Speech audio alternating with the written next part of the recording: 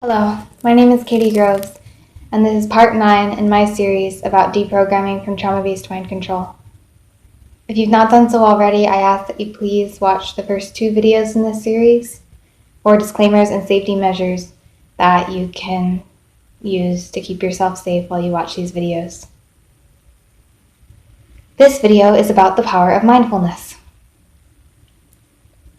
What is mindfulness? Mindfulness is simply awareness of the present moment. And that is something that mind control survivors tend to struggle with desperately. Although it may not feel like a struggle because one has been programmed to lose the ability to even think or be aware that they're unmindful. But I know for me in the early stages of my healing, it became apparent that mindfulness was something that I had to struggle for. That if I wished to deprogram myself and be here now, that I had to deeply, deeply struggle to connect every moment of every day on some level. So, why this is so difficult? Well, what is Monarch programming but a means to make a person unaware? Mind control programming seeks to split a person's consciousness up into dissociative parts that are unaware of the totality of that person's consciousness and experiences, and it's compartmentalized so that they can only hold a little bit of awareness each part at a time. And the person who's been severely mind controlled, like in a government mind control program like myself, it can be incredibly frightening and difficult to try and connect back to what was so forcibly taken, as in the ability to connect to the present moment. And the methodology for disconnecting a monarch slave from the present moment is unbelievably horrific. Torture, rape, drugging, unspeakable acts of violence perpetrated against children that the victim is forced to witness, perform, or endure themselves, so on and so forth.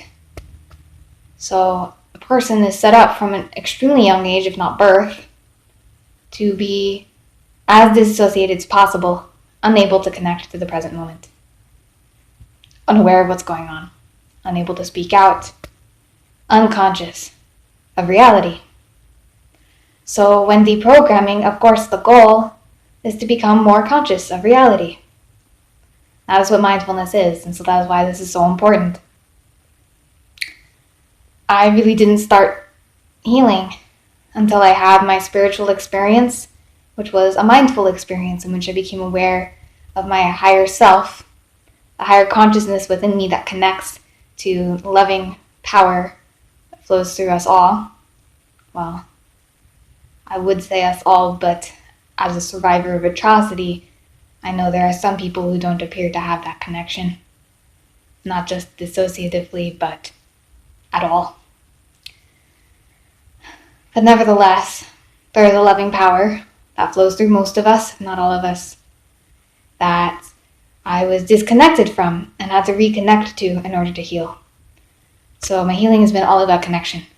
And shortly after I tapped into this awareness of my higher self at the age of 17, or more like my higher self descended into me and made herself present for me, I became aware of a treatment modality for post-traumatic stress called mindfulness-based stress reduction.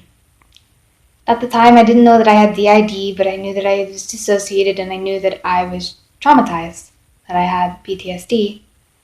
And so when I discovered that there was a modality for healing involving simply becoming more aware, becoming anchored in something other than the overwhelming trauma, something that is happening now, as opposed to the flashbacks, which force a person to relive trauma that isn't happening anymore. Becoming grounded in what is happening in the physical reality is, I discovered a powerful tool for healing PTSD.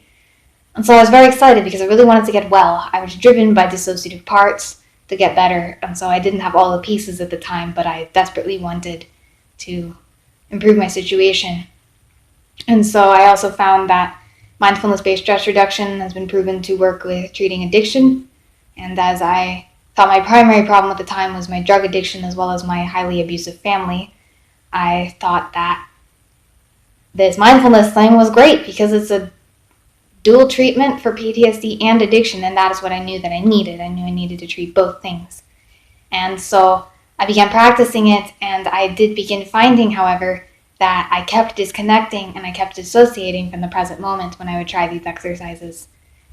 And it wasn't until I became aware that I had been programmed and became aware of my programs that are designed to dissociate me and keep me out of the present moment was I able to start really connecting. I found that I had to work with my dissociative systems, and I had to work with their programming in order to dismantle the programming and thereby open the door to connecting with what's happening now. There are many avenues to doing this. I found that the more active I engage with the present moment, the easier it goes. But there are also more passive means. Simply repeating affirmations to myself, like I've shared previously, has been very helpful. And as I've shared in my previous videos, the gateway to healing for me has been through the inner child, my true self, which is made up of my inner child and my inner loving parent, two aspects of the same whole. And the key thing about the true self is that the true self is always in the present moment. It's the observing consciousness. It's often referred to as the hidden observer in texts I read about mind control. And it's referred to as the witness. It is the part that sees and hears what's happening now and is not in a dissociative fantasy, a traumatic flashback, is always grounded and anchored.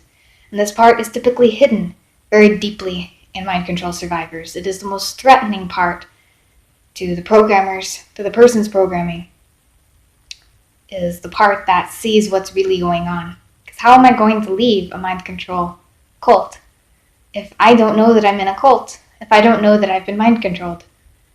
I leave by becoming aware and then by making the choice to do whatever it takes to get out. So awareness, mindfulness, is the only way that I have found to actually break free. And if I hadn't connected with my higher self first, it would have never been possible. So I can't tell someone who hasn't had this experience yet how to do this, because the door had to open. I will say that the door was only able to open for me to my higher self, to the present moment, when I had my rock bottom experience of accepting, of realizing how fucked I was. Pardon my language. I was addicted to drugs and very isolated, and my programming was running down, and I'd lost pretty much everything. I was being scapegoated by the cult, and it was only then, when I was thoroughly broken, was that door able to open. So I do know that admission of powerlessness, accepting the insanity of my life and in myself, enabled me to start connecting. It was only when I had to let go of what was blocking me was I able to accept what would set me free. So in the next videos, I'm going to talk about specific tools in mindfulness, or mindfulness-based stress reduction, that have enabled me to deprogram and heal myself and break free from the cult that enslaved me. Thank you.